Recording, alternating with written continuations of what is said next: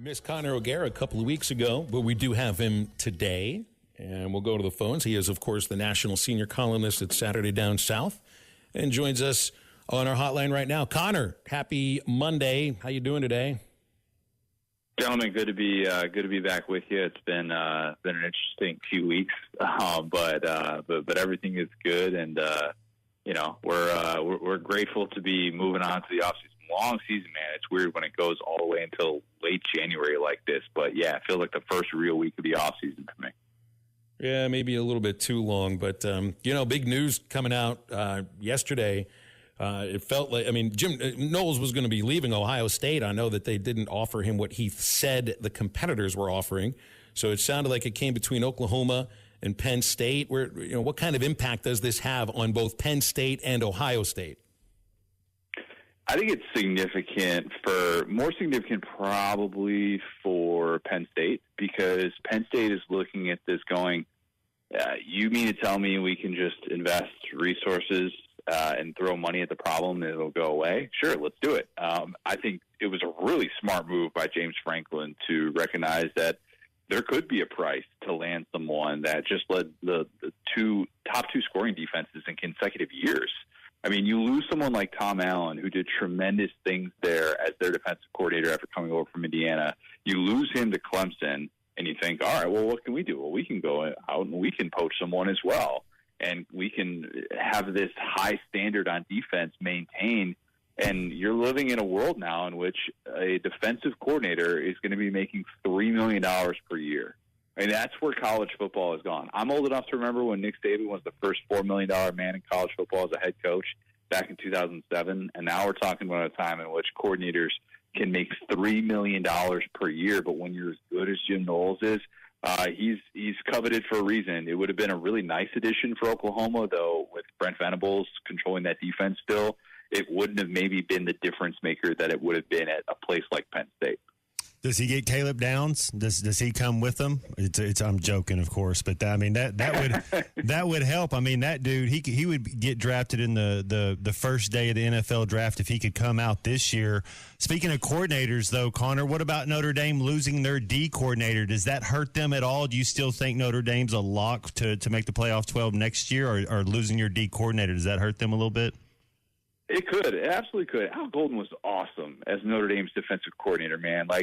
That guy did such wonders for his career after – I think a lot of people, look at the Miami sample size with him and you think, all right, you know what, maybe you'll end up having a cup of coffee in the NFL or something like that, but you'll kind of hover around and be one of these guys that will still be remembered for not being able to kind of rebuild Miami into what many think Miami should be.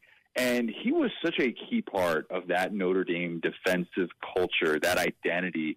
The amount of times in which I watched Notre Dame in a crucial game dial up this unbelievable blitz that would befuddle a quarterback.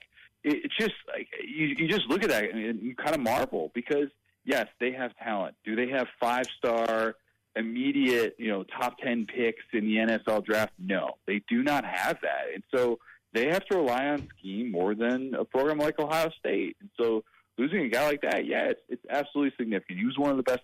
He was one of the best, not just defensive assistants, but really best assistants in all of college football. And even though Marcus Freeman is a great defensive mind in his own right, being able to kind of control the CEO type elements of a program, you want to be able to do that. I think Brent Venables wants to be able to kind of head in that direction as well. And so that's why maybe, he was obviously in that market for Jim Knowles. But, yeah, Al Golden and Jim Knowles being on the move, two defensive minds that will be greatly lost by the teams that they just left. I was really shocked by some of the messages that Ryan Day's wife said that they got after the loss to Michigan. And I just kind of think like we're in a different world of college sports now, obviously. But, look, you lost to your arch rival, you won the national championship. And I know there were jokes, he should leave, he should go somewhere else because, you shouldn't be dealing with death threats or feel unsafe because you lost to Michigan again.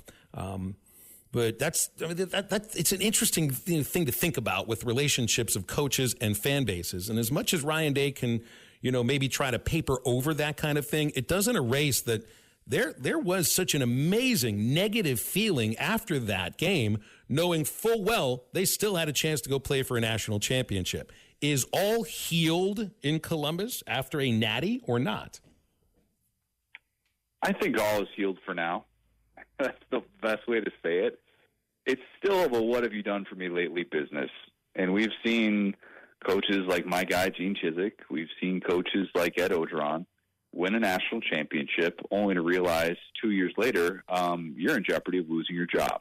And I'm not going to say that that's going to happen to Ryan Day, because what he has done to be able to turn around what could have been a very sour note, the ultimate sour note to end this season, I'm not going to say that that's imminent, but at the same time, anything is on the table in this day and age, and you see how quickly fan bases can flip.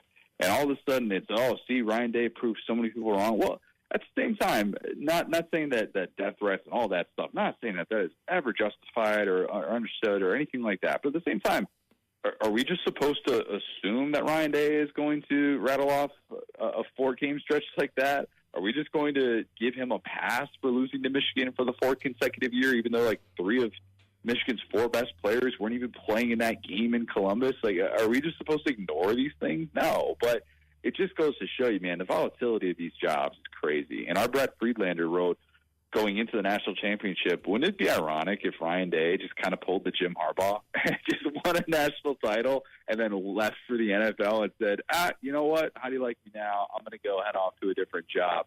And how much that would have just had Ohio State fans, like their entire psyche just thrown off course. But ultimately, it doesn't look like that's going to be happening. Hey, Connor, who would you have as I was trying to think. Carson Beck went in the portal to Miami. They kind of did what they went and got Cam Ward last year. Who is the best player in this year's portal that left? Are there any players left in the portal that still haven't made up their mind? And do you think Ohio State keeps both those receivers, Jeremiah and Tate? I think they will, just because, I mean, you saw from the $20 million roster, they have the resources to be able to take care of business, even though they end up losing Jim Knowles to the $3 million contract that Penn State offers them. But, you can kind of look at this in a couple of different ways. Now, I try and not look at it just from who's the most impactful transfer, because that's going to be a quarterback every single time. And Carson Beck is going to be the leader in the clubhouse. John Mateer, the new Oklahoma quarterback coming over from Washington State with his offensive coordinator, Ben Arbuckle, is also going to be part of those conversations as well, though a little bit tricky to judge based on his sample size. Beck's the more accomplished player. But, what about somebody like Zachariah Branch coming over from USC to Georgia, somebody that is going to be able to give that offense a weapon that it very much lacked this past season and can be super, super explosive. Nick Anderson, going from Oklahoma to LSU, is one to keep an eye on as well, after he basically had a lost season and what many expected to be kind of one of the best players in the SEC at his position. So, yeah, I mean, I typically like to break it down more so in terms of, the positional value and whatnot. But, yeah, Carson Beck is going to be the overwhelming favorite there, just because you saw what Cam Ward did this past year. You're keeping some offensive continuity with that same offensive staff, and you feel good enough about the weapons that they're going to be able to surround him with. So, yeah, Beck is probably going to be the leader in terms of best transfer player. All right, this last question is more just projecting into the future. It's not going to happen right now. Although, Venables got an extension just before the season started last year. So Sark's got an extension, obvious reasons. Shane Beamer just got one too. Which program do you think in the SEC is positioned for the next contract extension? Maybe where we might not have seen one coming. It's a good question because, man, it's so difficult to figure that out in this day and age. And I would like, some people would look at Billy Napier's situation and go, well, why isn't he getting a contract extension? Well, then it makes it more difficult to fire him, and then you're kind of wondering, where you're at if that program goes 6-6 next year, and you're like, well, we can't fire him now. But you know what?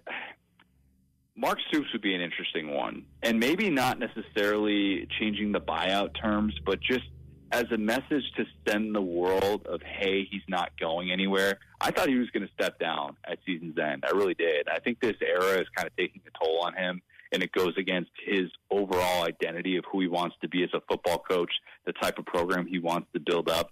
But that's one where if all of a sudden you heard Kentucky AD Mitch Barnhart come out with a statement and an extension for Mark Stoops, just adding a couple of years onto a deal and not necessarily changing base pay, not necessarily changing a buyout, but just to say to the world, hey, you think he's going somewhere? He's actually not. He's still our guy. You could see a move like that. That's kind of what Venables' deal was as Oklahoma was about to join the SEC. They made that announcement public a week before Oklahoma's first day in the SEC. So always be aware of stuff like that. Brent Venables already extended through the rest of the decade, or not Brent Venables, but Clark Lee is already extended through the rest of the decade. So he might not be as likely of a candidate, but he could have a raise coming as well. So just a couple of names to kind of keep in mind for that. No, on the other side, I think, at Arkansas, you probably want to see some progress forward from a 6-win regular season in Sam Pittman's sense.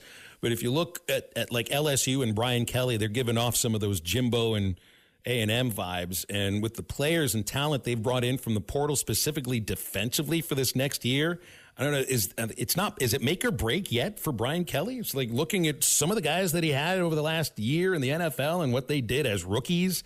It's shocking to think that LSU didn't even, play in a championship game in the SEC last year. So I just, I wonder if sooner or later LSU's hoping for more return on the investment, just like A&M with Jimbo.